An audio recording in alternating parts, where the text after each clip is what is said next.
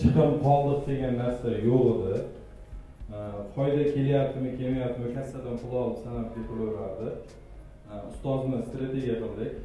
Birinchi oyda o'zida o'sha foydamiz deyarli 10x bo'lib qoldi. Deyarli. O'ynayapti, u harakat qilyapmiz o'shani tekis qilishga. Bir ko'tarilib tushadi. O'sha yanvar oyi ozgina ko'pchilikda savdo tushganda, kim savdo bilan shug'ullansa biladi.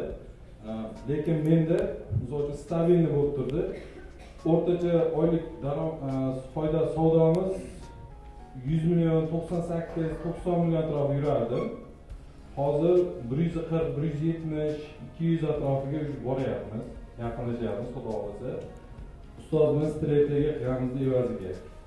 Strategiyada hamma narsani yozib chiqasiz, vazifalarda ustoz o'zi kalkulyatorni tekshiradi, ko'radi, so'raydi. Bugun nima qilding, darsga borganingizda? Men mana shu qildim. Nima natija bo'ldi? Mana shunday bo'ldi. Endi mana buni qilamiz deb to'g'rilab beradi. Shu foydalarimiz shunaqa bo'lyapti. Yillik tiqib qo'yganmiz.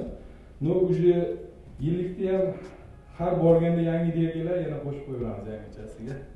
Shunaqa bo'lyapti.